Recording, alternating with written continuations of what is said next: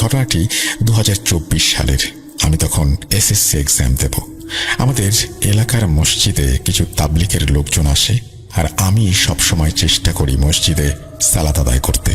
তো এক পর্যায়ে তাদের সাথে আমার পরিচয় হয়, খুব ভালো ঘনিষ্ঠ সম্পর্ক হয়ে যায়। প্রতিনিয়ত তাদের বয়ান শুনতাম, কোরআন হাদিসের কথা শুনতাম। তারা যখন শেষ দিন, মানে তাবলিগে আসা মানুষগুলো প্রতি মসজিদে 4-5 দিন করে থাকেন, তো আমাদের মসজিদে 4 দিন ছিলেন। শেষের দিন আমাকে তাবলিগে আসা রকিব ভাই বলেছিলেন, নাফিস, তুমি কি আমাদের সাথে যাবে 3 দিনের জন্য? আমি একটু ভেবে চিন্তে তাকে বললাম, হাতে তো একদিন সময় আছে, তো আমি আমার আব্বু আম্মুকে জিনিসটা বলে দেখি তারা কি বলেন। তো যথাক্রমে তাদের সাথে কথা বলে আমি বাসার উদ্দেশ্যে রওনা দেই। তারপরে আমি আব্বু আম্মুকে বিষয়টা বলি, আমি তাদের সাথে 3 দিনের জন্য তাবলিগে যাব। আব্বু প্রথম দিকে অনিচ্ছা দেখালেও পরবর্তীতে বলে, ঠিক আছে, যাবি যখন যা, তোকে তো আর কোনো কিছুতে আটকাতে পারলাম না। এটা শুনে আমি মহা খুশি। আমি সাথে সাথে চলে গেলাম সেই রকিব ভাইয়ের সাথে দেখা করতে। রকিব ভাইকে বললাম আমি যাব। রকিব ভাই বললেন, তাহলে তোমার ব্যাগ গুছিয়ে রেডি করে রেখো, আর এশার সময় তুমি মসজিদে সবকিছু নিয়ে আসবে। তারপর আমি যথাক্রমে বাসার দিকে চলে যাই এবং এশার সময় আমার সেই ব্যাগ নিয়ে মসজিদে হাজির হই। তারপরে আমরা সবাই এশার নামাজ আদায় করে খাওয়া দাওয়া করে ঘুমিয়ে যাই। ফজরের নামাজ পড়ি, অন্য মসজিদে থাকার জন্য রওনা দেই। তো আমরা সেই নতুন মসজিদ খুলনার নিরালার কোনো একটা মসজিদে যাই। বলে রাখা ভালো, মসজিদ ছিল খুবই অপূর্ব।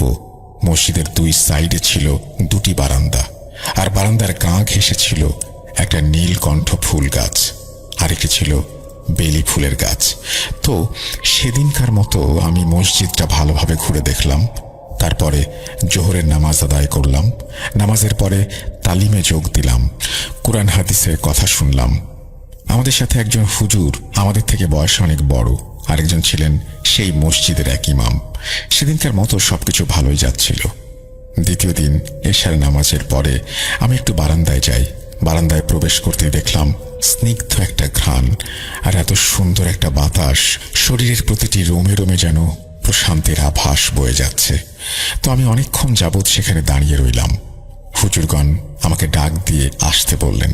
আমি তাদের দিকে গেলাম। আমাকে বললেন, কি করছেন বারান্দায়? আমি বললাম, না মানে এমনি দাঁড়িয়েছিলাম, পরিবেশটা অনেক ভালো, বাতাস হচ্ছিল, সুন্দর ঘ্রাণ, তাই একটু দাঁড়ালাম। হুজুর বলেন, দেখেন, নতুন জায়গা, আপনি চেনেন না, আমি চিনি। একা একা কোথাও যেয়েন না। আর এই জায়গাটা তেমন সুবিধার না, জিন পরীরা আসা যাওয়া করে। কোথাও যদি যাওয়ার কথা মনে হয় তাহলে সাথে কাউকে নিয়ে যাবেন। আমি মাথা নেড়ে বললাম, ঠিক আছে। তারপরে আমরা রাতের খাবার খেলাম। আমি মসজিদের কোনায় এক জায়গায় জানালার পাশে শুয়ে আছি। রাত তখন 11:30। আমি আগে এমন জায়গায় অর্থাৎ তাবলিগে আসিনি। সেই লোকটির মুখে এমন কথা শুনে আমার মাথায় ঘুরপাক খাচ্ছিল অনেক কিছু, যার জন্য ঘুম আসছিল না। আমি একটু অস্বস্তি বোধ করছিলাম। তো আমি জানালার দিকে এক দৃষ্টিতে তাকিয়েছিলাম। আমি যেটা দেখতে পেলাম, একটা সুপারি গাছে আগুনের 2টা গোলা একবার সুপারি গাছ থেকে নিচে পড়ছে, আবার নিচ থেকে ওপরে উঠে যাচ্ছে। এটা দেখার পরে আমি একটু ভয় পেয়ে যাই। তো আমি একটু সামনে এগিয়ে জানালার আংটা ধরে পরিষ্কারভাবে দেখার চেষ্টা করছিলাম জিনিসটা কি। তখনই আমার পেছন থেকে কেউ একজন আমার কাঁধে হাত রাখে, আর আমি সাথে সাথে লাফ দিয়ে উঠি। পেছনে তাকাতেই দেখি সেই হুজুর আমাকে বলছেন, কি হয়েছে আপনার? জানলার দিকে তাকিয়ে আছেন, আপনাকে এমন দেখাচ্ছে কেন? ভয় পেয়েছেন? আমি বললাম, না না, তেমন কিছু না, আসলে রাতে কোথাও থাকার অভিজ্ঞতা ছিল না, তো এটাই প্রথম, তাই একটু সমস্যা হচ্ছে। হুজুর আমাকে বললেন, ঠিক আছে, তাড়াতাড়ি শুয়ে পড়েন, বেশি রাত জাগবেন না, তাহাজ্জুদের নামাজ পড়া লাগবে তো। তো সেদিনকার মতো আমি শুয়ে পড়ি। তারপর তাহাজ্জুদের নামাজ পড়ি। তার পরের দিন আমি সেই জিনিসটা নিয়ে ভাবতে থাকি। বরাবরের মতো আমি নামাজ আদায় করি। তো সেদিন রাতে এশার নামাজ পড়ার পরেই আমি শুয়ে পড়ি। মাঝরাতে আমার ঘুম ভেঙে যায়। বলে রাখা ভালো, মসজিদের থেকে 15-20 হাত দূরে অজুখানা এবং ওয়াশরুম, আর ওয়াশরুমের পাশে মানে ওয়াশরুমের পেছনের সাইডে একটি ছোট বট গাছ আছে। তো মাঝরাতে আমার ঘুম ভাঙে। আমি ওয়াশরুমে যাই। তখন রাত 1টার কাছাকাছি। তখনই আমি লক্ষ্য করি বটগাছের ডগায় কিছু একটা বসে আছে। আগেই বলেছিলাম বটগাছটি খুব একটা বড় না, তো আমি এটা দেখার সাথে সাথে বিশ্বাস করেন আমার রক্ত প্রবাহ যেন বন্ধ হয়ে যায় এমন অনুভব করি। আমি দেখতে পেলাম সাদা কাপড় পরা একটা অশরীরী বসে আছে। দেখতে চিকন, মুখ সাদা কাপড়ে ঢাকা, আমার দিকে সোজাসুজিভাবে তাকিয়েছিল।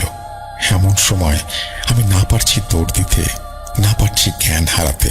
আমার শরীর ঠান্ডায় জমে গেছে, কিন্তু কপাল থেকে টপ টপ করে ঘাম বেয়ে পড়ছে। এই বুঝি এখনই আমি মরে যাব, এমন চিন্তা আমার মাথায় আসছে। মনে কোনো দোয়া দুরুদ একেবারেই মনে পড়ছে না। সূরা ফাতিহা, সূরা ইয়াসিন এগুলো আমি অনেক চেষ্টা করে পড়তে থাকি। 2 মিনিট অতিক্রান্ত হয়। কিছুক্ষণ পরে আমি চোখ খুলে দেখতে পাই সেই অদ্ভুত অশরীরী জিনিসটা আর নেই। সাথে সাথে আমার শরীর হালকা হয়ে যায়। আমার মনে হয় আমি আমার জীবন ফিরে পেলাম। তো সেদিনকার মতো আমি ওয়াশরুমে আর যাইনি, মসজিদে চলে যাই। ফজরের সময় উঠে উজু করে নামাজ পড়ার পর বিষয়টি হুজুরের কাছে বলি। তিনি আমাকে বলেন, আপনাকে না আগেই বলেছি কোথাও গেলে একা যাবেন না, কাউকে সাথে নিয়ে যাবেন। আর আমার কথা শুনে হুজুরের মুখ কেমন যেন একটা অন্যরকম হয়ে যায়। তারপর হুজুর তাবলিগে আসা সকল মুসল্লিদের উদ্দেশ্যে বলেন, মসজিদের বাইরে যদি যাওয়ার প্রয়োজন হয় সন্ধ্যার পর, তাহলে কাউকে সাথে নিয়ে যাবেন। সেদিনের দিনটা কোনো রকমে চলে যায়। আমার কোনো মতেই ঘুম আসছে না। একবার এই পিঠ হই আর একবার ও পিঠ। সকল প্রশ্ন আমার মাথায় ঘুরছে। কেন বারান্দায় যেতে মানা করলো? কেনই বা জিনপরীরা সেখানে ঘোরাঘুরি করে? আবার সেদিন রাতে আমি বটগাছে কি দেখলাম? সব বিষয় নিয়ে আমি এক দুশ্চিন্তায় পড়ে যাই। এমন হতে হতে সবাই সবার মতো শুয়ে পড়েছে আর আমি জেগে আছি। তখন রাত প্রায় 1টা কি 1:30 বাজে।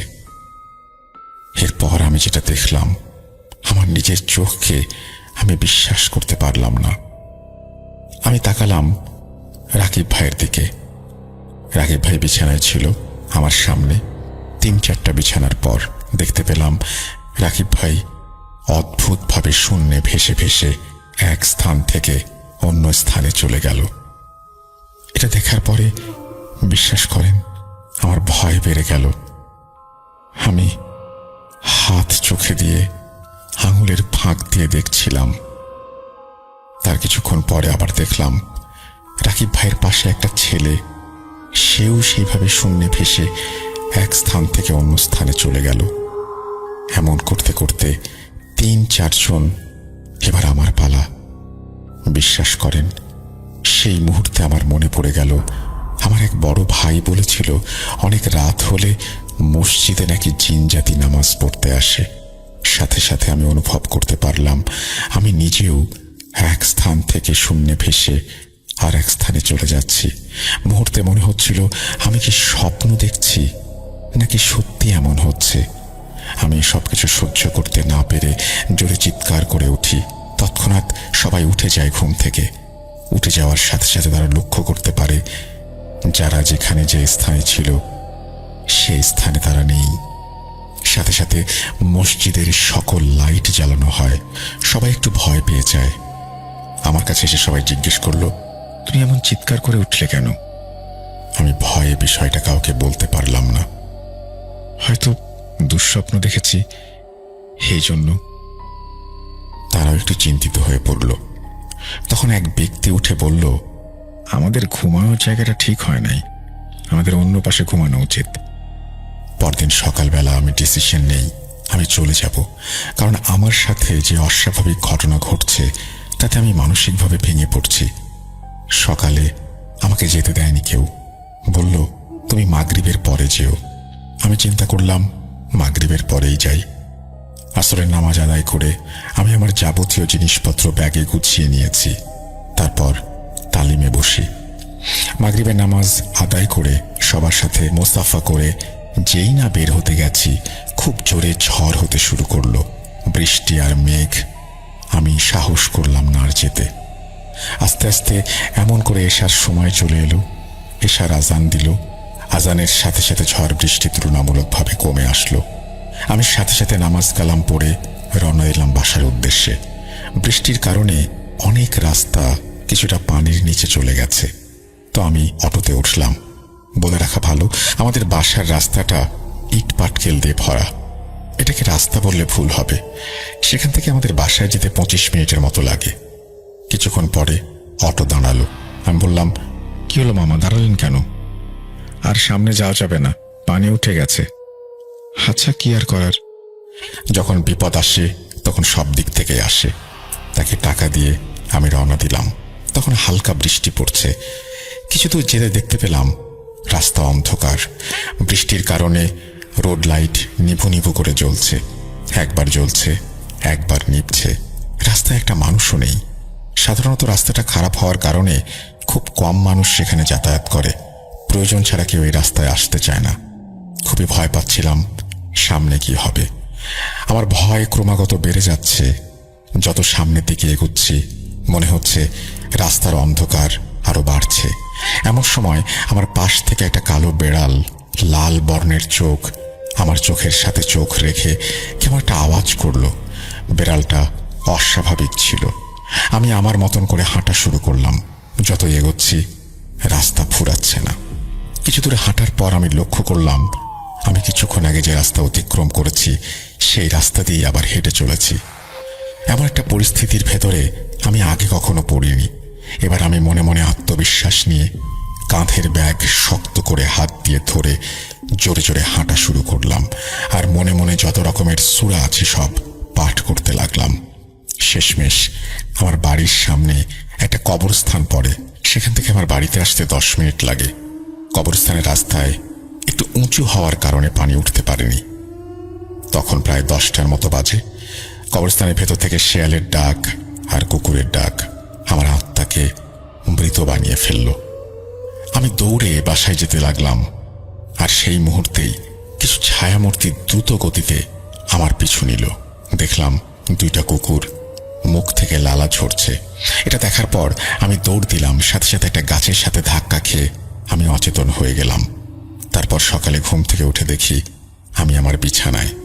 দেখলাম আমার মা আমার পাশে বসে আছে, কপালে ভেজা গামছা। শরীর নিস্তেজ হয়ে পড়েছিল প্রচণ্ড জ্বরে। তারপরে আমি আম্মুকে জিজ্ঞাসা করলাম আমি বাসায় আসলাম কিভাবে। তারপরের ঘটনা আম্মুর মুখ থেকে শোনা। পাশের বাসার আনোয়ার ভাই কবরস্থানের সামনে যে একটা ধানের মিল আছে সেখানে সে নাইট গার্ডের কাজ করে। বাসায় যাওয়ার সময় আমাকে দেখতে পায় অচেতন অবস্থায়। প্রথমে সে নিজেও ভয় পেয়েছিল। তারপরে আমাকে ধরে বাবাকে ফোন দিয়ে বাসায় নিয়ে এসেছে। পরে আম্মু এই ঘটনাটি ইমাম সাহেবকে জানায়। তিনি বলেন সেখানে জিন জাতি নামাজ পড়ছিল। আমি সেদিন চিৎকার দেওয়ার কারণে তাদের ব্যাঘাত ঘটে। তাই আমার উপরে তারা রাগান্বিত হয়। তারা ভালো হওয়ার কারণে আমার কোনো ক্ষতি করেনি। ইমাম সাহেব আমাকে ঝাড়ফুঁক করে দেন, একটা তাবিজ দেন, পানি পড়া দেন, আর 4-5 দিন রাতে বের হতে মানা করেন। আমি তার কথা মতন চলি। তারপর মাসখানেক পরে আলহামদুলিল্লাহ সুস্থ হয়ে যাই। কিন্তু আমার মাথায় এখনো একটা জিনিস ঘুরপাক খায়। মসজিদে চিৎকার দেওয়ার পর থেকে যদি আমার সাথে খারাপ কিছু হয় তাহলে সেদিন রাতে এই ঘটনাটি ঘটার আগে আমি রাতের বেলা আগুনের গোলাটি দেখেছিলাম। সেটা কি ছিল? মসজিদের বাথরুমের পেছনে বটগাছের সাদা সেই অবয়বটি, সেটি কি ছিল? এই চিন্তায় আমি আজও কোনো সমাধান করতে পারিনি। শুক্রবার সকাল 6টায় বের হব আমরা। রাতেই ফিরু ভাই খাবার রেডি করবেন। ঠিক 10টায় উনি ওনার সাজসজ্জা দেখতে আমাকে ফোন করে যেতে বললেন। আমি রাতের খাবার সেরে গেলাম ওনার বাসায়। আমি জানতাম এটা ওনার বাসা, কিন্তু কখনো ঢোকা হয়নি। আজ প্রথম ঢুকলাম। ওনার বাসাটা ঠিক ছিল অনেক পুরনো আমলের একটা বাসা। 4 তলা। নিচতলে একটি ইউনিটে ভাইয়া ভাবি সহ ওনার বাচ্চারা থাকতেন। তবে বাসার ভেতর একটা আঙিনার মতো ছিল, যা ঢাকার বাসায় আসলে থাকে না। যাই হোক, আমি প্রবেশ করেই একটা ঘুটঘুটে অন্ধকার পার হয়ে বারান্দার আলোতে আসলাম। ফিলামেন্ট লাইট জ্বলছে।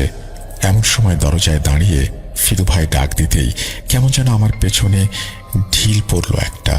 আমি পেছনে তাকাতেই একটা আলুর গড়াগড়ি লক্ষ্য করলাম। ভাবলাম হয়তো ওপর থেকে কোনো বাচ্চা ছুঁড়ে মেরেছে।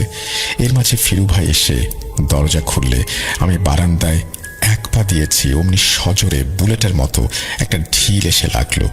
তবে এবার আমার গায়ে লাগেনি, দরজায় লেগেছে। একটা পেঁয়াজ। ফিরু ভাই হাসলো। বাদ দে, আয় দেখ, অনেক আয়োজন করেছি, সব বড় বড় মাছ ধরবো কাল, দেখবি নিজ চোখে। বলেই এগিয়ে গেলেন একটা ফাঁকা বড় রুমের দিকে। দেখলাম 6টা হুইল, মাছ রাখবার একটা নেটের ব্যাগ, আর 5-5টা প্লাস্টিকের মগে মেডিসিন দিয়ে রাখা মাছের খাবার। তবে হিরু ভাই আর একটা কি যেন খুঁজছে। জিনিসটা খুঁজতে খুঁজতে এপাশ ওপাশ দেখতে দেখতে আমরা বের হলাম।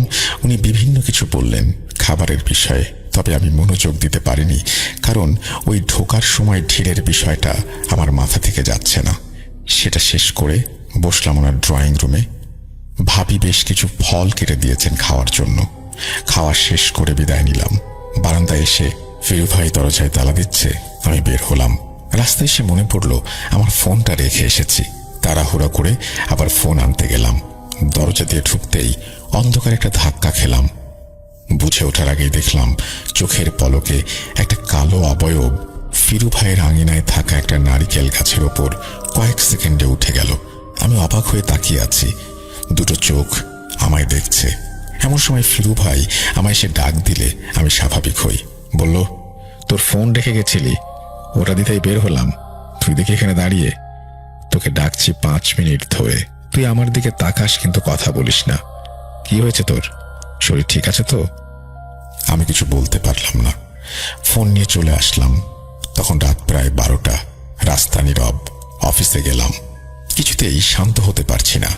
পায়চারি করছি অফিসের করিডোর, আর একটার পর একটা সিগারেট খাচ্ছি। প্রায় রাত 2টা। ঘুম নেই, আবার ক্লান্ত লাগছে খুব। শুয়ে পড়লাম। কিছুক্ষণের মধ্যেই গভীর ঘুমে তলিয়ে গেলাম। হঠাৎ আমার ঘুম ভেঙে গেল। আমার রুমটা এত অন্ধকার কখনো থাকে না। ঘুম ভাঙার পরে বুঝলাম বিদ্যুৎ নেই। তবে একটা ঘন অন্ধকারে আমি মনে হচ্ছে অন্ধ হয়ে গেছি। আমার অফিসের ওয়ালের পাশেই কে যেন ভীষণভাবে কান্না করা শুরু করলো। আমার গায়ে হিম শীতল অনুভূতি। আমি সাংঘাতিকভাবে ভয় পেয়েছি। ঘামে ভিজে যাচ্ছি। কি হচ্ছে বুঝে ওঠার আগেই বিছানা থেকে কে যেন সজোরে ধাক্কা দিল। আমি পড়ে গেলাম আর আজান শুনলাম। আমি উঠে দাঁড়াতেই যেন সব স্বাভাবিক হয়ে গেল। কান্না নেই। ঘরে হালকা আলো অনুভব করলাম। তবে একটা ভীষণ রকমের গোলাপ জলের গন্ধ অনুভব করলাম। এদিকে প্রচন্ড ভয়ে আমার ঘুমানোর সাহস হলো না। অফিসের সব লাইট জ্বালিয়ে লবিতে আবার সিগারেট খেতে আসলাম। নাইট গার্ড আব্দুল আসলো আমাকে জিজ্ঞেস করতে, কি হয়েছে, ঘুমাইনি কেন? আমি বললাম, না, আর কিছু করার নেই, এমনি। বলে ওনার সাথে বিভিন্ন গল্প করতে করতে সকাল হয়ে গেল। ফিরু ভাই জলদি বাসায় যাবার জন্য কল দিল। হালকা ফ্রেশ হয়ে বেরিয়ে পড়লাম। ফিরু ভাইয়ের বাসায় গেলাম।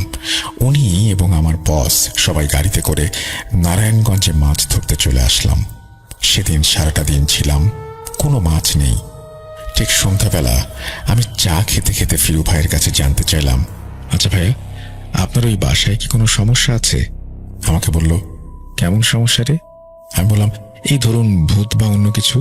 ফিরু ভাই মুচকি হেসে বলল, তুই সব বিলিভ করিস? আমি মাথা নাড়িয়ে বললাম, না, তাও জিজ্ঞেস করলাম, পুরনো বাসা তাই। আর কথা বাড়ানো হয়নি।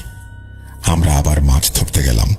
প্রায় রাত 11টা অবধি বেশ কয়েকটা বড় মাছ ধরা পড়ল। আর প্রচন্ড ঠান্ডায় বসে থাকতে থাকতে অবস্থা আমাদের খারাপ হয়ে যাচ্ছিল। একবার চলে যাব ভাবছি, কিন্তু ফিরু ভাই মাছের সমাহার দেখে যেতে নারাজ। এভাবে প্রায় রাত 3টা অবধি আমরা অনেক মাছ ধরলাম। প্রায় 30-35 কেজি হবে। কিন্তু ঠিক যখন সবকিছু গুছিয়ে মাছ ভরা সেই থলেটা পুকুর থেকে তুলে আনা হলো, সেখানে আর মাছ মিলল না। মিলল আঁশ, লেজ, কাটা, আর কি ভয়ানক গন্ধ। আমরা সহ ড্রাইভার, ওই পুকুরের পাহারাদার যারা ছিলেন সবাই অবাক, এত বড় বড় মাছগুলো গেল কোথায়? এর মাঝে হঠাৎ ফিরু ভাই আমায় আস্তে সাইডে এনে জিজ্ঞেস করলো, এই, তুই কাল বা আজ কিছু দেখেছিস, ভুল কিছু? আমি তোকে ভয় দেখিয়েছি। আমি বললাম, ভাইয়া, তাই তো আপনাকে আমি জিজ্ঞেস করছিলাম। বলা মাত্র ফিরু ভাই আফসোস বাদ দিয়ে ড্রাইভারকে বলল সব গাড়িতে নিতে। এরপর অপেক্ষা করলাম ফজরের আজানের জন্য। আজানের পরে ফিরু ভাই একজন হুজুরকে ফোন করেন এবং তারা দূরে গিয়ে কি সব গল্প করেন। আমার কানে ধরা ফোন। হুজুর কিছু দোয়া দুরুদ পাঠ করেন যা আমাকে শুনতে বললেন। আমি মনোযোগ দিয়ে শুনলাম। এরপর আমার মনে ভীষণ ভয় করতে লাগলো, গতরাতের ভয়ানক সেই ঘটনা ভেবে। এভাবেই সেখান থেকে বিদায় নিয়ে মহান আল্লাহর নাম নিয়ে আমরা রওনা হলাম। আমি আর অফিসে যাইনি। আমার বসের বাসায় সেদিন সকালে গিয়ে ঘুমালাম। শুক্রবার ছিল, তাই নামাজের আগে উঠে অফিসে এসে গোসল করে পবিত্র জুম্মার নামাজ আদায় করলাম। ফিরু ভাইয়ের বাসায় দাওয়াত ছিল, সেখানে উপস্থিত হলাম এবং দেখলাম সেখানে দুজন আলেম এসেছেন। ফিরু ভাই তাদের সব ঘটনা খুলে বললেন, সেই রাতের কথা, মাছের কথা। এরপর তারা বাসাটি ঘুরে বিভিন্ন সূরা ও আয়াত পড়ে বন্ধ করে দিল। ফিরু ভাইকে যতটা দ্রুত সম্ভব বাসাটি ছেড়ে দেওয়ার পরামর্শ দিল। আমাকে অভয় দিয়ে বলল, তোমার কোনো ক্ষতি করতে পারবে না। মহান আল্লাহ পাকের অশেষ রহমতে তুমি সম্পূর্ণ বিপদমুক্ত। আজ সেপ্টেম্বর 2023, প্রায় 8 বছর পরে ফিরু ভাইয়ের সাথে দেখা। প্রাসঙ্গিক কারণে আমার সেই বসের বাসায় গেল সোমবার গিয়েছিলাম। ঠিক তখনই একজন বৃদ্ধ লোক বাসায় এসেছেন। আমাকে দেখেই সালাম প্রদান করলেন। মনে হলো তাকে আমি চিনি, কিন্তু সঠিক বুঝতে পারছি না। উনি একবার আমার নাম ধরে জিজ্ঞেস করে বসলেন, কেমন আছি, আমি কোথায় থাকছি। তখন স্পষ্ট ফিরু ভাইয়ের কথা মনে পড়ে গেল। আরে এ কি দেখছি, জোয়ান তাগড়া একজন মানুষ এমন নিস্তেজ হয়ে গেছে কিভাবে? চেহারায় বয়সের ছাপ। যাই হোক, গল্পে গল্পে ভাবি তাদের পুরনো বাসা নিয়ে অনেক দুঃখ করল। এই পুরনো বাসাই নাকি তাদের পথে বসিয়েছে। আমি জানতে চাইলাম, আচ্ছা ভাবি, বাসাটার আসলে কি সমস্যা ছিল বলা যায়? অনেকটা হাঁফ ছেড়েই বললেন, আসলে বাসাটা একজন ফাদারের ছিল, যিনি ইংল্যান্ড থেকে এসেছিলেন। তিনি বাসাটি তৈরি করেছিলেন থাকার জন্যই, কিন্তু তিনি বাংলাদেশ এবং ইংল্যান্ড এবং বিভিন্ন অনুষ্ঠানে যোগ দেওয়ার জন্য যাওয়া আসার মধ্যেই থাকতেন, যার কারণে একটা সময় তিনি সেই বাসাটি ভাড়া দিয়ে দেন। এভাবে তিনি একটি গ্রামের ছেলেকে নিয়ে আসেন তার দেখভাল করার জন্য। তাকে বিভিন্ন বিষয়ে শিক্ষা দিতেন, বিশেষ করে তাদের ধর্ম সম্পর্কে। এর মাঝে হঠাৎ করেই মারা যান সেই ফাদার। উত্তরসূরি হিসেবে সেই ছেলেকেই বাসাটি বুঝিয়ে দেয়া হয়। সে থাকতো, ভাড়া দিত। এভাবে চলতে চলতে হঠাৎ সেই ছেলেটি অদ্ভুত আচরণ করা শুরু করলো এবং সে চার্চে যাওয়া বন্ধ করে দিল। সে বাসায় বিভিন্ন ব্ল্যাক ম্যাজিক নিয়ে রিসার্চ করত। এভাবে সে অনেক শক্তিশালী হয়ে পড়ে এবং অনেক ডেভিল নাকি তার হুকুমের গোলাম হয়ে যায়। আর সেই সময়টাই হয়ে যায় কাল। তার এসব কাজে তাজা প্রাণের একটা চাহিদা ছিল, যা সে পূরণ করত সেই বাসায় ভাড়া থাকা লোকজনদের দিয়ে এবং তার বিভিন্ন শক্তি অ্যাপ্লাই করত তাদের উপরে। এভাবে চলতে শুরু করলো। সেই বাসায় শুরু হলো মৃত্যুর মিছিল। আজ নিচতলায়, সামনের মাসে 2য় তলায়, আবার সামনের মাসে 3য় তলায়। এভাবে প্রায় 1 বছরে সেই বাসায় 8 জন মানুষ মারা যায় এবং সম্পূর্ণ স্বাভাবিকভাবেই রাত হলে নারকেল গাছ থেকে কান্নার আওয়াজ ভেসে আসে। বারান্দা ও জানালায় বিভিন্ন কাঁচা তরকারির ঢিল পড়ে। রাতে ছাদে বিভিন্ন গান বাজনার আয়োজন হয়। জীবন অতিষ্ঠ সবার। এরপর হঠাৎ সেই ফাদারের কিছু পরিবারের লোকজন আসলেন এবং সেই বাসাটি সম্পূর্ণ একটি চার্চকে দান করে দিলেন। তারা ফেরত চলে গেলেন। যাবার সময় সেই ছেলেটিকে নিয়ে যেতে চাইলেন। সে রাজি হয়নি, তাই তাকে একটি ফ্ল্যাটে থাকার ব্যবস্থা করে দেওয়া হয়। কিছুদিন পরে প্রপার্টি কোম্পানির লোকজন এসে বাসা ফাঁকা করার নোটিশ দিয়ে বাসাটি ভেঙে ফেলার সিদ্ধান্ত নেন এবং সকলকে বাসাটি ছেড়ে দেবার 30 দিন সময় বেঁধে দেন। 30 দিন যেন 3 বছর। প্রতিদিন রাতে অসম্ভব রকমের বাদ্যযন্ত্র বাজানোর আওয়াজ, অচেনা সব ভাষার গান, চিৎকার, কান্না, সবকিছু মিলিয়ে প্রতিটি রাত সবার কাছে বিভীষিকাময়। সপ্তাহখানেক পর 4 জন বাড়িওয়ালা কয়েকজন আলেমের দ্বারস্থ হলে আলেম সাহেব জানান যে ব্ল্যাক ম্যাজিক করা হতো এই বাসায় তারই সব ডেভিলেরা। এরা এখনো পাগল হয়ে গিয়েছে, কারণ বাসাটি আর থাকছে না। এখন কোনো কাজ করে লাভ নেই, একটাই সমাধান, বাসা ছেড়ে দেয়া। তাছাড়া সকলের বিপদ হতে পারে। এই পরামর্শ দিয়ে আলেম সাহেব সেদিনের মতো বিদায় নেন। পরদিন সকালে ফিরু ভাইয়ের বাসায় বেড়াতে আসে তার ছোট মামা এবং বাকি যে 3 জন পরিবার, তাদের এক পরিবারের একটি সন্তান মারা যান। এর আগে ফিরু ভাইয়ের বাবা মাও 15 দিনের ব্যবধানে মারা গেছেন। পরের 2 দিনে বাকি 2 পরিবারের একজন ওয়াইফ এবং একজন প্রাপ্তবয়স্ক মেয়ে মারা যায়। ফলে সবাই আতঙ্কিত হয়ে পড়ে। ফিরু ভাইয়ের ওয়াইফ অসুস্থ হয়ে পড়েন। পরদিন তার অফিসে এক বিশাল ক্ষতি হয়। 50% মূলধন নষ্ট হয়ে যায়। একটা চরম পরিস্থিতি দাঁড়িয়ে যায় সবার জীবনে। ফিরু ভাই আর দেরি করলেন না। পরদিন বাসা পাল্টানোর সিদ্ধান্ত নেন। সকালে বাসা ঠিক করে দুপুরে বাসায় এসে ভাবি রান্নার জন্য ফ্রিজ খুলতেই দেখে ফ্রিজে মাছ মাংস কিছু নেই। যা সবজি ছিল সব পচে গেছে, বিভৎস দুর্গন্ধ বের হচ্ছে। ফিরু ভাই আর এক মুহূর্ত দেরি না করে একজন আলেমের সহায়তায় তার নতুন বাসা বন্ধ করে নিলেন এবং আলেম সাহেবের উপস্থিতিতেই বাসা পরিবর্তন করে নিলেন। সেই রাতে ফিরু ভাইকে স্বপ্নে সেই ফাদারের দেখভাল করা ছেলেটি বলে, তুই বেঁচে গেলি, তোকে আমার ইচ্ছে ছিল মেরে ফেলার। তুই প্রথম আমাকে বিরক্ত করেছিলি হুজুরকে ডেকে, তোর ক্ষতি আমি করবই। পরদিন সকালে ফিরু ভাই আর কাউকে কোনো কিছু বলেনি। বাসায় রেখে আসা একটা আলমারি নিতে গিয়েছিল। অস্বাভাবিকভাবে আলমারিটি ফিরু ভাইয়ের কোমর বরাবর পড়ে যায় এবং তার কোমরের মূল হাড় ফ্র্যাকচার্ড হয়ে যায়। ফিরু ভাই প্রায় 5 বছর বিছানায় শয্যায়। এবছর জানুয়ারিতে তিনি ভারতের একজন তান্ত্রিকের সহায়তায় কবিরাজি চিকিৎসা গ্রহণ করে এখন কিছুটা সুস্থ। আপনারা সবাই ফিরু ভাইয়ের জন্য দোয়া করবেন, আমার জন্য দোয়া করবেন। সেদিন ছিল পূর্ণিমা। রাস্তার এক একটা বালুকণাও দেখা যাচ্ছিল। বয়সটা তেমন বেশি না, 40+। সাইকেল চালিয়ে রওনা দিল। সাইকেলটা পুরনো, তাই ব্রেক নাই বললেই চলে। তিনি যখন সেই ব্রিজের ওপরে আসলেন তখনই ওই ছায়ামূর্তিটি দেখতে পেলেন, কিন্তু ব্রেক না থাকায় ছায়াটির ওপর দিয়ে চাকা উঠে যায়। মুহূর্তেই সাইকেল সহ 80 কেজির মানুষটাকে ঢিল মেরে পানিতে ফেলে দেওয়া হয়। কোনো রকমে প্রাণ নিয়ে চিৎকার করতে করতে তিনি দৌড়াতে থাকেন এবং দূরের বাড়ি থেকে তার চিৎকার শুনে সবাই ছুটে এসে অচেতন অবস্থায় তাকে উদ্ধার করে। ভাগ্যের কারণে সেদিন সিদ্দিক চাচা বেঁচে ফিরেছিলেন। শোনা যায় দীর্ঘ 40 থেকে 45 বছর আগে 2-3 মাস পর পর একজন মানুষকে উল্টো করে অর্ধেক গেড়ে দিত তালগাছের জমির কাদার ভেতরে। এভাবে চলার পর এলাকার শাহী মসজিদের বড় ইমামকে নিয়ে এসে শিরনি বিতরণ করা হয়, দোয়ার আয়োজন করা হয়। এরপর আর মানুষটার সাথে এরকম ঘটনা ঘটেনি। ভয় দেখাতো মানুষকে এরকম বহু ঘটনা লোকমুখে প্রচলিত আছে। যাই হোক, সময়টা 2019 নভেম্বর মাসের দিকে। আমি একটা মেয়ের সাথে সম্পর্কে জড়াই, নামটা বললাম না, তার ডাক নামটাই বলি, রানী। তার বাড়ি ছিল পাকুন্দিয়া। তার নানু বাড়িতে থেকে সে পড়াশোনা করে, মানে ওই ব্রিজের শেষ প্রান্তের গ্রামে। আমি তখন কলেজে পড়তাম এবং সে তখন 10ম শ্রেণীর একজন ছাত্রী।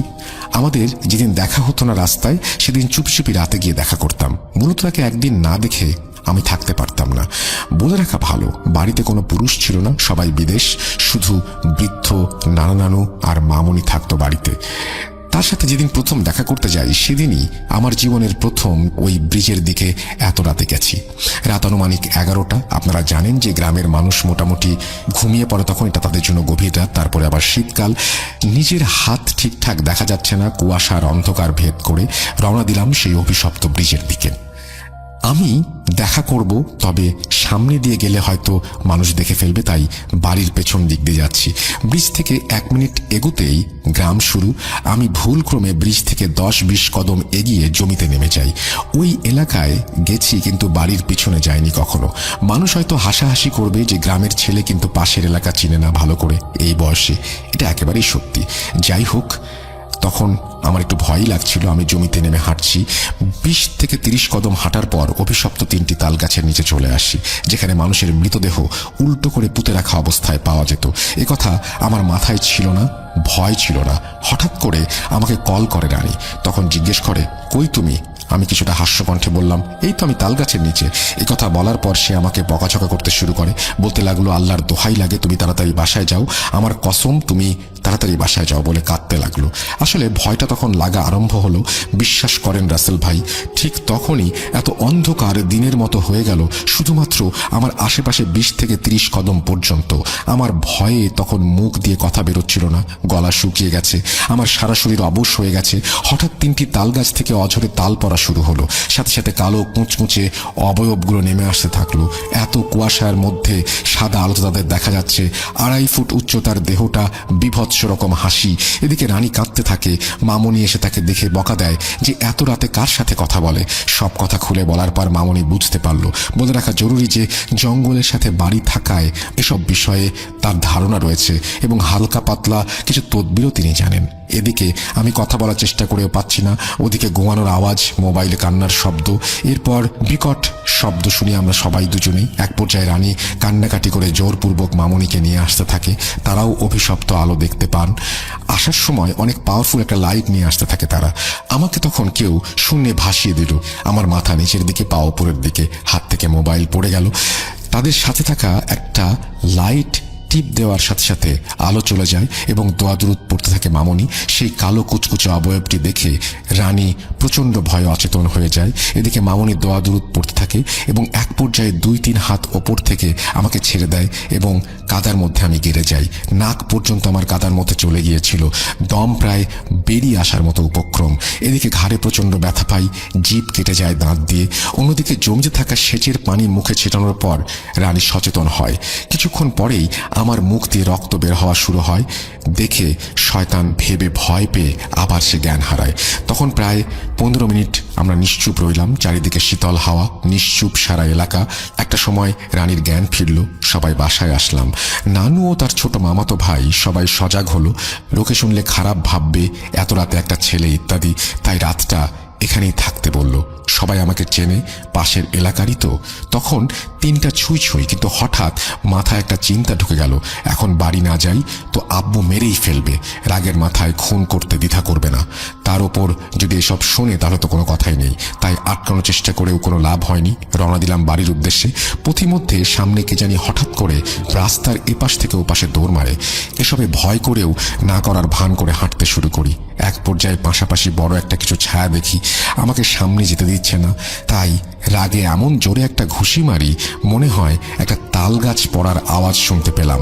পথিমধ্যে আর কোনো সমস্যা হয়নি। দৌড়ে বাসায় আসলাম। দেখি পুরোই উল্টো। বাবা মা এই শীতের রাতে বাইরে বসে আগুন পোহাচ্ছে আর আমাকে কলের পর কল দিচ্ছে আর কাঁদছে আমার মা। আমি এক পা উঠোনে দিতেই জ্ঞান হারালাম। আমার মুখে রক্ত জমায় কাদা দেখে চিৎকার দিয়ে এগিয়ে আসলো। এলাকার সবাই সজাগ হলো। সবাই মিলে ঘরে নিল। সারা রাত পর আমার জ্ঞান ফিরল। সবাই জানতে চাইলে বলি ডাকাতে ধরেছিল। মা বলে তাহলে মোবাইল নেয়নি কেন? মিথ্যা বলে ধরা খেলাম। সবার চাপে 2 দিন পরে বলতে রাজি হই। এদিকে দিন দিন সুস্থ হতে লাগলাম। রানীর বাড়ি থেকে মামনি সবাইকে বলে দিয়েছিল, যে কারণে বাবা জানতে পেরে যায়। অনেক বকাবকি করে শেষে কবিরাজের কাছে নিয়ে যায়। কবিরাজ জিনের মাধ্যমে জানতে পারে যে হাফিজুল্লাহ নামক জিন আমাকে সাহায্য করেছিল এবং সে অনেককেই সাহায্য করে। এবং কবিরাজ বলে আমাকে বিয়ে করতে দেবে না বদ জিনগুলো, কারণ রানীর দিকে একটি বদ জিনের নজর ছিল। ঠিকই রানীর সাথে বিয়ে ঠিক হয়েও শেষ প্রান্তে আর হয়নি। পরে কবিরাজ ধরে বদ জিনদের রাজি করায় একটা ছাগলের বিনিময়ে, কিন্তু তারাও শর্ত দিয়েছিল আমার সাথে বিয়ে না দেওয়ার। ভালো লাগে তো। ফুপুর এমনই অবস্থা দেখে আমরা সবাই মিলে চেষ্টা করি ফুপুকে গল্পে বা আড্ডায় মাতিয়ে রাখার, কিন্তু ফুপু এসব কিছুতে রেসপন্স না করে চুপচাপ বসে থাকতেন। এই অবস্থা দেখে একসময় পরিবারের মুরব্বীদের পরামর্শে ফুপুকে আমাদের সিলেটেরই জনপ্রিয় এক হুজুরের কাছে নিয়ে যাওয়া হয়। হুজুর সব দিক বিবেচনা করেও ফুপুর সাথে কথাবার্তা বলে জানান যে ফুপুকে কেউ ব্ল্যাক ম্যাজিক করেছে। এটা শোনার পর সবাই একটু অবাক হই, কারণ ফুপু এমন একজন মানুষ যার সাথে হাসি মুখে চলাফেরা ছিল সবার। তারপর ফুপুর থেকে ব্ল্যাক ম্যাজিক সরানোর জন্য হুজুরের পরামর্শে একদিন বাসায় হুজুর সহ ফুপা, আব্বু আরো কয়েকজন উপস্থিত হলেন। হুজুর কিছু দোয়া দরুদ পড়ার পর বললেন যে কেউ একজন গভীর রাতে একা যে একটি পাতিল, মোমবাতি, আগরবাতি, গোলাপ জল নিয়ে আশেপাশের কোনো নদীর ঘাটে গিয়ে কিছু কাজ সম্পন্ন করবে এবং তাতেই ব্ল্যাক ম্যাজিকটা ফুপুর ওপর থেকে কেটে যাবে।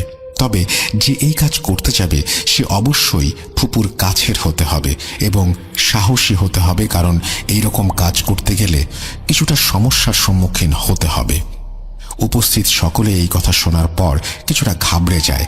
পরে আব্বু হুজুরকে বলেন যে তার এই কাজ করতে কোনো সমস্যা নেই, একদিকে হুজুর বাসায় বসে দোয়া দুরুদ পাঠ করছিলেন, আর অন্যদিকে আব্বু সুরমা নদীর পাড়ের উদ্দেশ্যে রওনা দেন। তখন রাত বাজে 1টা। আব্বু যেয়ে নদীর পাশে একটা ঘাটে পৌঁছান এবং কাজগুলো সম্পূর্ণ করার জন্য হুজুরকে কল করেন। হুজুর আব্বুকে নির্দেশনা দিতে থাকেন, পাতিলের মধ্যে মোমবাতি জ্বালিয়ে আরও অন্যান্য জিনিস সহ, যেমন তাবিজ, ফুপুর ব্যবহৃত কাপড়, পাতিলটিকে নদীতে ছেড়ে দিতে হবে। হুজুরকে কলে রেখেই হুজুরের কথা মতো আব্বু পাতিলটিকে নদীতে ছেড়ে দেন। পাতিল স্রোতের অনুকূলে যেতে থাকে এবং এক পর্যায়ে চোখের আড়াল হয়ে যায়। হুজুর আব্বুকে তখন কিছু দোয়া দুরুদ পড়তে বলেন। আব্বু দোয়া দুরুদ পড়তে থাকেন। এমতো অবস্থায় আব্বু আশপাশ থেকে অদ্ভুতভাবে তার নাম ধরে ডাকতে শোনেন, কখনো ফুপুর গলায়, কখনো দাদুর গলায়। আব্বা হুজুরকে এগুলো জানালে হুজুর আব্বুকে কোনো দিকে তাকাতে মানা করেন এবং এইসব ইগনোর করে বারবার দোয়া দুরুদ পড়তে বলেন। একসময় হুজুর আব্বুকে জিজ্ঞেস করলেন যে, দেখো তো নদীতে যে পথে পাতিলটা চলে গিয়েছে সেদিক থেকে আবার কোনো কিছু আসছে কিনা। আব্বু প্রথমে কিছু দেখতে না পেলেও কিছু সময় পর দেখতে পান যে ঠিক ওই দিক থেকে ওই পাতিলটি স্রোতের বিপরীতেই আবার ঘাটের দিকে আসছে এবং ঠিক যেখানে আব্বু পাতিলটি ছেড়ে দিয়েছিলেন সেখানে এসেই আবার থেমে গেল এবং ভেতরের মোমবাতিটিও জ্বলছে।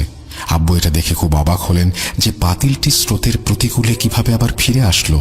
এটা সম্ভব কিভাবে? ভেতরের মোমবাতিটিও জ্বলছে।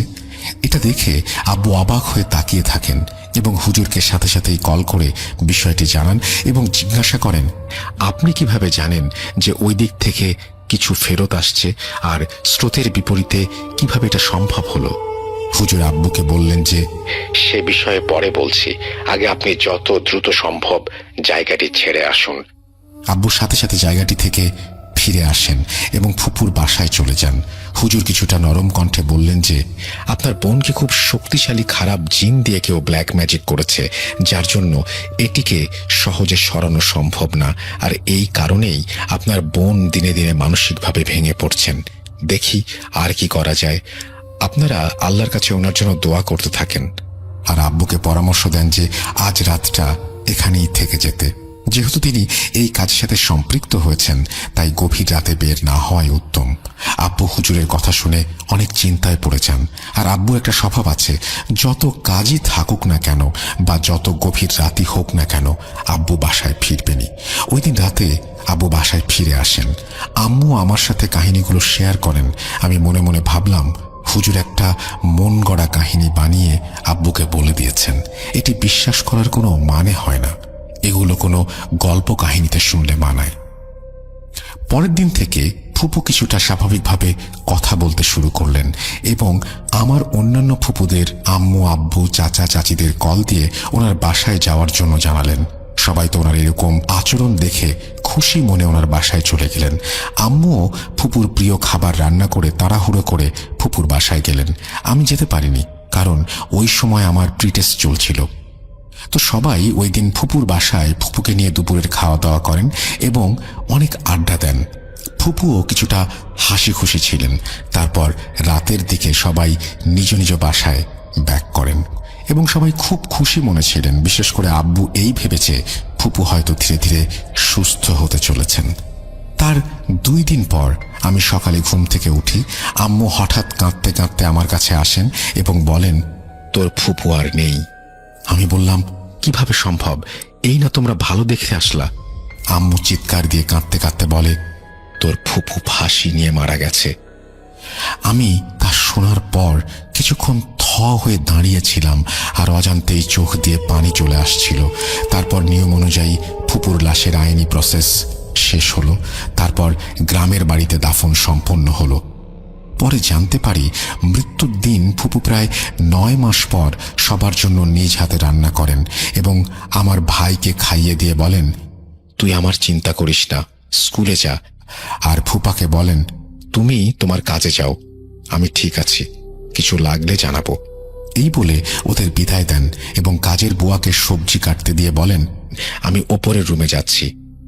ফুপুদের ডুপ্লেক্স বাসা ছিল, সেখানে গিয়ে একটা রুম লক করে তিনি গলায় ফাঁসি নেন।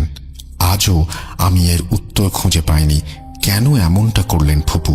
হুজুরের কথাই সত্যি প্রমাণিত হলো। খারাপ জিনের প্রভাবেই কি ফুপু এমনটা করলেন?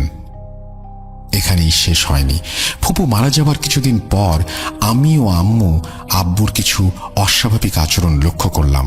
সাধারণত আব্বু অনেক সাহসী, কিন্তু ফুপু মারা যাওয়ার পর থেকে আব্বু কোথাও একা বসতে বা শুতেও ভয় পেতেন।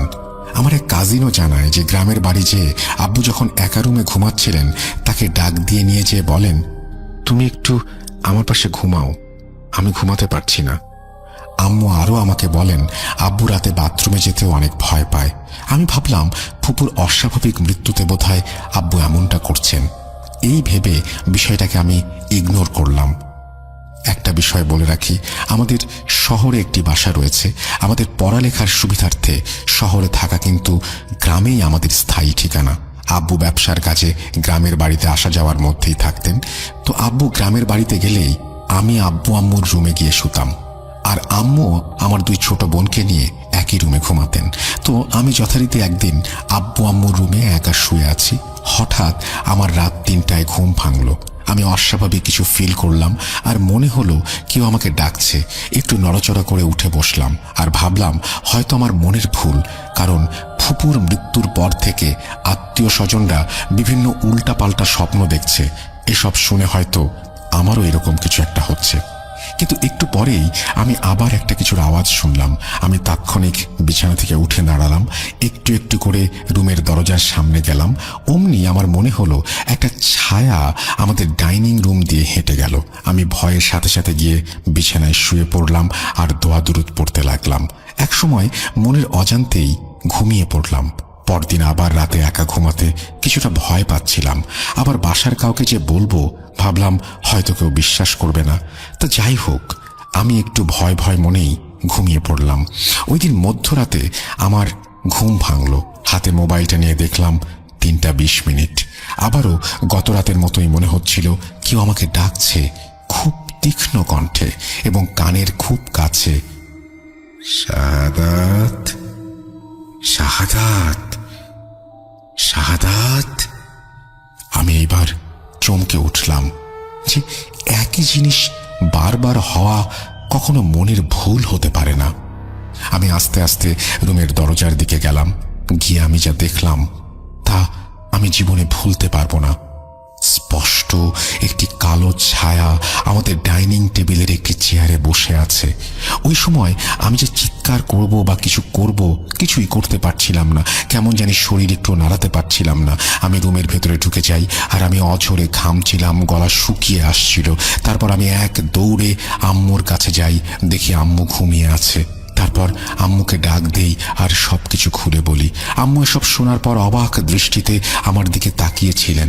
আম্মু আমাকে মৃদু কণ্ঠে বলতে লাগলেন, তুইও এরকম কিছু দেখতে পাচ্ছিস? আমি বুঝে গেলাম আম্মুও আমার মতো একই রকম কিছু দেখছে বা ফিল করছে। পরদিন আব্বু বাসায় আসার পর আম্মু আব্বুকে সব বলার পর আব্বু অবাক হয়েছিল। আমি তোমাদের কিছু বলিনি যাতে তোমরা এসব নিয়ে ভয় না পাও। আমি ওই দিন নদীর ঘাট থেকে হুজুরের কথা মতো কাজগুলো শেষ করে আবার বাসা থেকে ফেরার পর থেকেই অদ্ভুত সব কাহিনী ঘটছে। বিশেষ করে আপা মারা যাবার পর থেকে এসব বেড়ে গেছে। রাতে আমি একা ঘুমাতে পারি না। মনে হয় আমার কাছে কেউ একজন শুয়ে আছে আর কানে ফিস ফিস করে কিছু বলছে।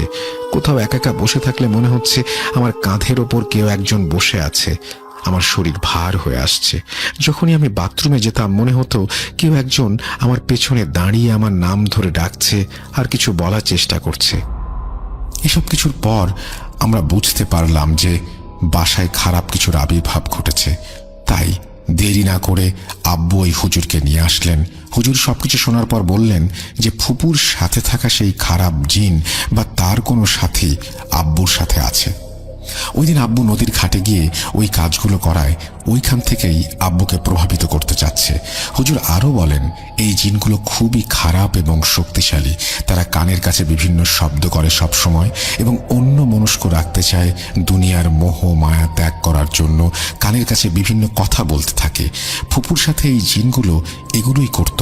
এমনকি ফুপুকে এইটা ফিল করাতো যে আশেপাশে এখনো পর্যন্ত যত খারাপ কিছু হয়েছে বা তার আশেপাশে মানুষের সাথে খারাপ যাই হচ্ছে তার জন্য দায়ী উনি।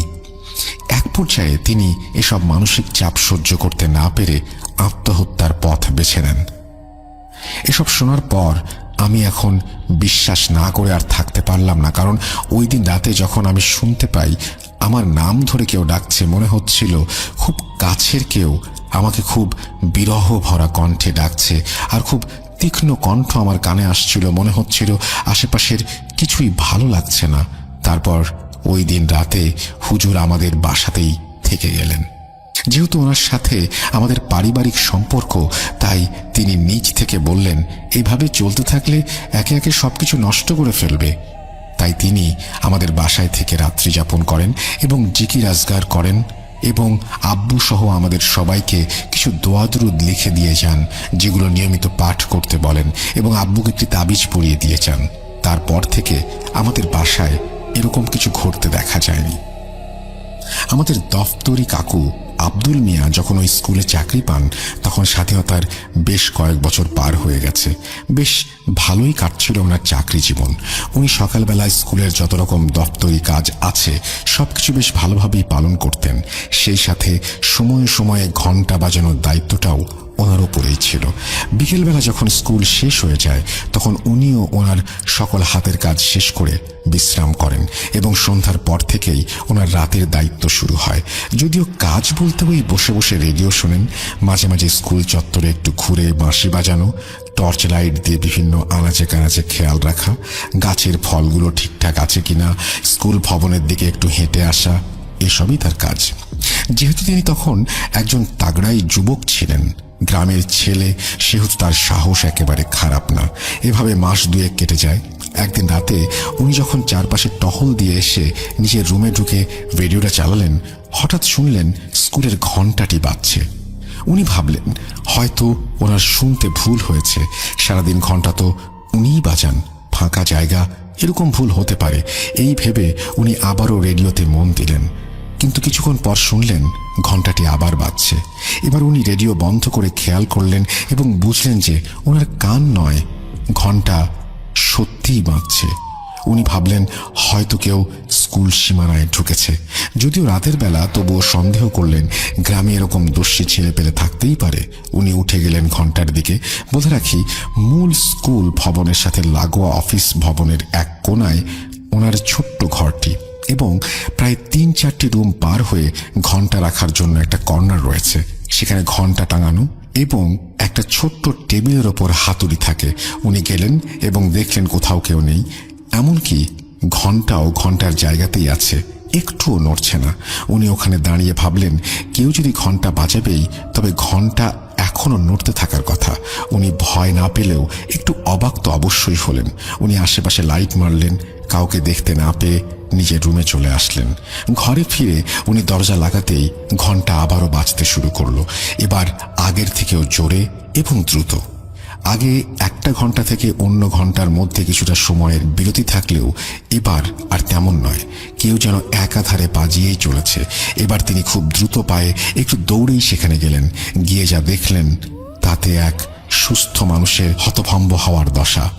উনি যেতেই শব্দ বন্ধ হয়ে গেল এবং দেখলেন কোথাও কেউ নেই এবং ঘণ্টাটি স্থির, ঘণ্টার হাতুড়িও তার জায়গাতেই রয়েছে। এবার সাহসী আব্দুল মিয়া কিছুটা ভয় পেলেন। উনি দৌড়ে ওনার রুমে ফিরে দরজা বন্ধ করলেন এবং ভাবতে লাগলেন, কিন্তু হিসাব মিলাতে পারলেন না, কারণ কোথাও কেউ নেই, ঘণ্টা স্থির, অথচ তা বাজছে। উনি বিছানায় শুয়ে কিভাবে এমন সম্ভব, কে হতে পারে, এইসব ৭-৫ ভাবতে ভাবতেই ঘুমিয়ে গেলেন। বলে রাখা ভালো, তখন ঘড়িতে সময় ৩টা। উনি অন্যদিন এরও কিছু পরে ঘুমান।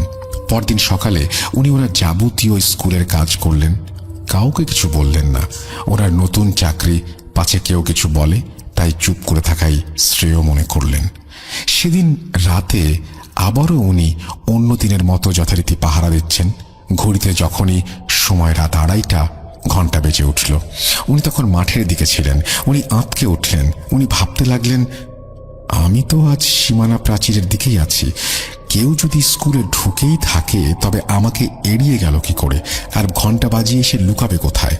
সব ঘর তো তালা দেয়া, কি হচ্ছে এসব ভাবছেন আর ভবনের দিকে এগোচ্ছেন।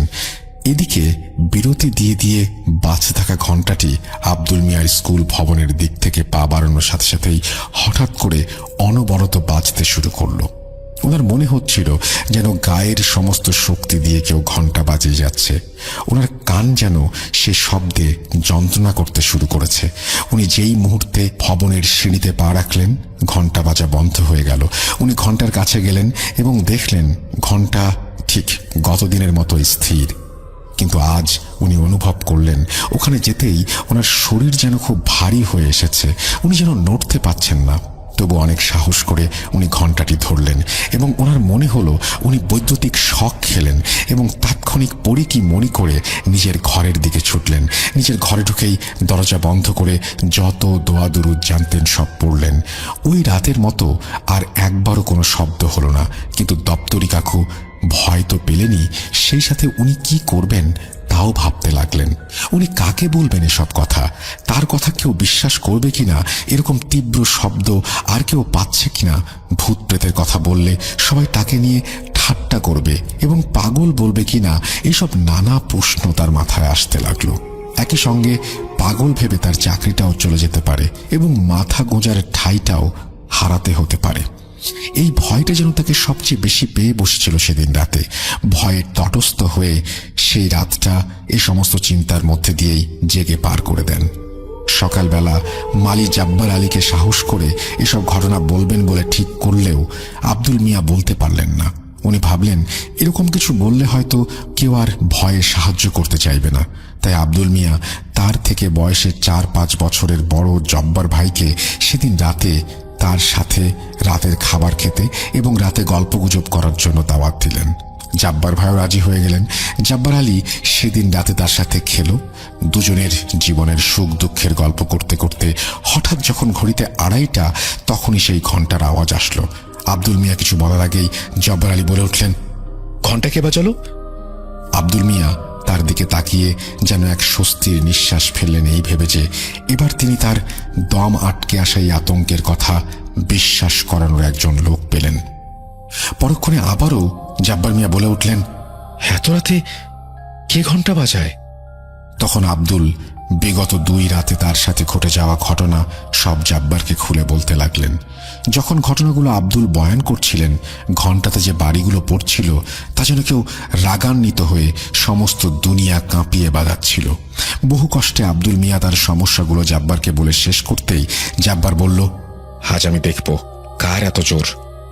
সে খুব সাহস নিয়েই ঘণ্টার কাছে গেল এবং দেখল মিনিট কয়েক আগে এত জোরে জোরে বেজে যাওয়া ঘণ্টা একদম পাহাড়ের মতো স্থির হয়ে আছে।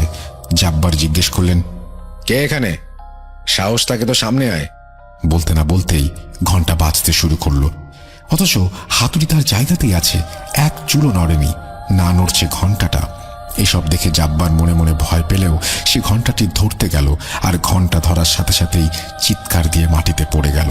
জাব্বারের চিৎকারে আব্দুল ছুটে গেল। ততক্ষণে ঘণ্টা বাজা বন্ধ হয়ে গেছে আর ওই রাতের মতো ঘণ্টা কোনো প্রকার শব্দ করল না। জাব্বার সেই রাতে ঘোরের মধ্যে পার করে দিল। পরদিন সকালে যখন সুস্থ বোধ করল তখন সে আব্দুলকে নিয়ে কিছুটা দূরে এক মসজিদে মুয়াজ্জিনের কাছে গেল।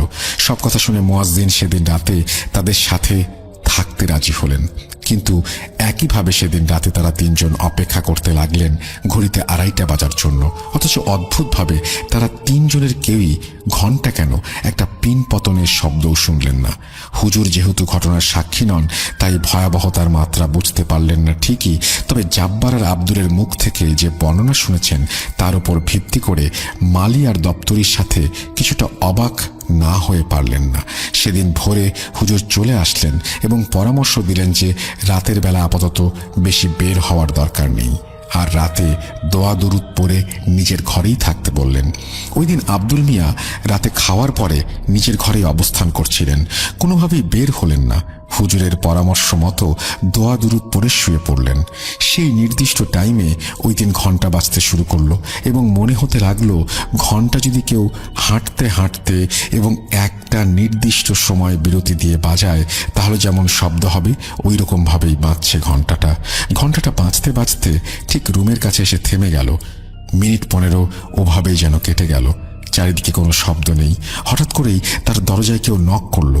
আব্দুল মিয়া এক লাফে উঠে বসলেন বিছানায়। উনি কাঁপা কাঁপা গলায় জিজ্ঞেস করলেন, কে? দরজার ওপাশ থেকে উত্তর এলো, আমি। এবং সেই উত্তর শেষ হতে না হতে আবারও দরজায় কড়াঘাত শোনা গেল। আব্দুল মিয়া এবার চেঁচিয়েই বললেন, কে? কে দরজা নাড়ে? এবার উত্তরে আসলো, আমরা।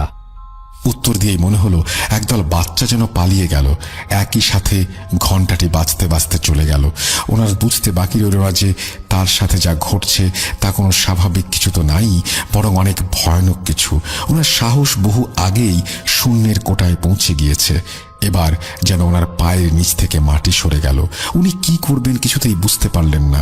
এবং ওই রাতে, ওই ঘটনার পর উনি নিজে সেই মুয়াজ্জিন আর জাব্বার আলীকে সমস্ত ঘটনা জানালেন এবং এও জানালেন যে উনি কোনোভাবেই ওই স্কুলে থাকবেন না।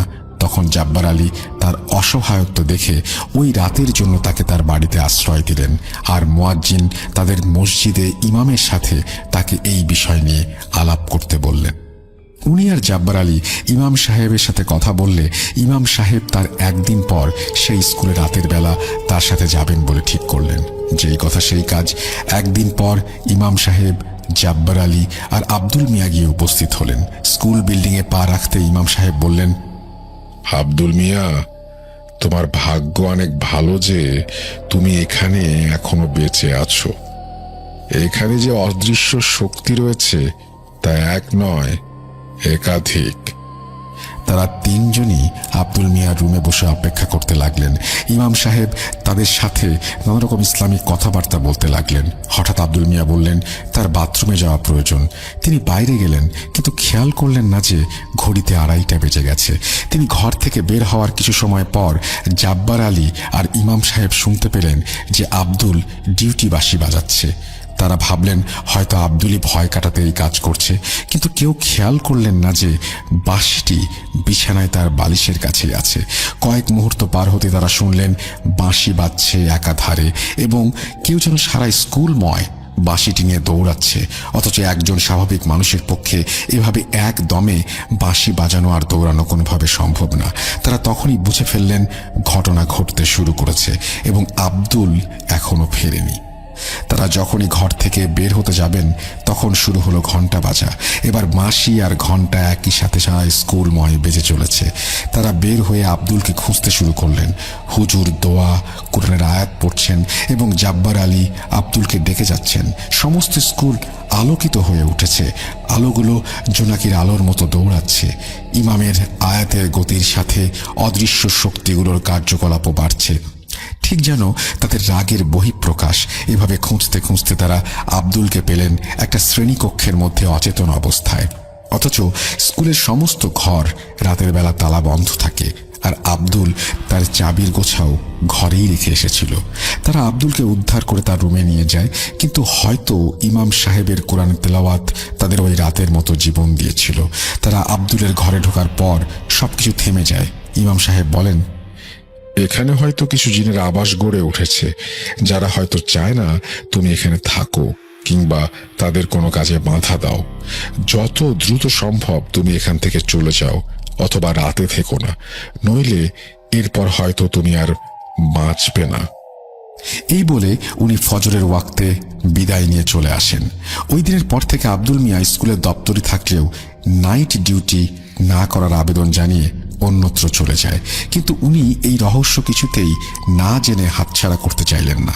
তাই উনি অনেক খোঁজ খবর করলেন এবং জানতে পারলেন যে ওনার আগে স্বাধীনতা যুদ্ধের পূর্ব পর্যন্ত ওই স্কুলে ইয়াসিন মোল্লা নামে একজন দপ্তরি ছিলেন, যিনি যুদ্ধের আগ অবধি বহু সময় ওই স্কুলে একই দায়িত্ব পালন করেছেন।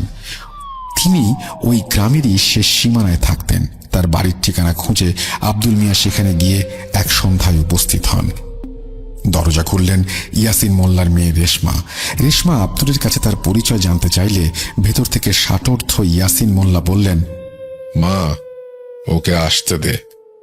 আব্দুল মিয়া ভেতরে গিয়ে ঘটনা খুলে বলতে শুরু করতে ইয়াসিন মোল্লা বললেন, আমি জানি তুমি কেন এসেছো। আমি ওই স্কুলের শুরু থেকে এখনো কাজ করছি, তোমারই মতো।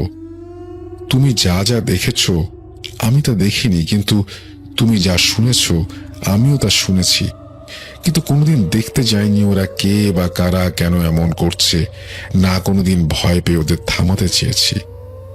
ওরা কখনো আমাকে কোনো ক্ষতি করেনি, বরং যুদ্ধের আগ অবধি আমি যতদিন চাকরি করেছি ওরা আমাকে সাহায্য করেছে। বলতে গেলে খুব অল্প বয়সেই আমার চোখে ছানি পড়েছিল। স্কুল কর্তৃপক্ষ জানলে হয়তো আমার চাকরি চলে যেত এবং অভাবের সংসারে ছেলে মেয়ে বউ নিয়ে হয়তো ভিক্ষে করতে হতো। শেষ কয়েকটা বছরে আমার চোখ যা দেখেনি ওরা তা দেখেছে। ভাবতে পারো আমি ওদের কেন ভয় পাইনি? আমার দাদা একজন কবিরাজ ছিলেন, তাই আমি খারাপ জিন ভালো জিনদের কথা একটু হলেও জেনেছি দাদার মুখে। তাই আমি ওদের পথে বাধা হইনি। ওরা কোথা থেকে এসেছে, কি চায়, কিছুই জানতে চায়নি। তাই ওরা আমার জীবনে ঝুঁকি হয়নি। এই বলে ইয়াসিন মোল্লা একটা দীর্ঘ নিঃশ্বাস ফেলে বললেন, তুমি এখন এসো বাবা, আর পারলে ওই স্কুলে আর কখনো যেও না। তুমি ওদের রাগিয়েছ, ওরা আজ হোক কাল হোক তোমার ক্ষতি করলে করতেও পারে। এই কথা শুনে আব্দুল মিয়াও বাড়িতে চলে আসলেন। উনি পরবর্তীতে ওই স্কুলের চাকরিটা ছেড়ে দেন।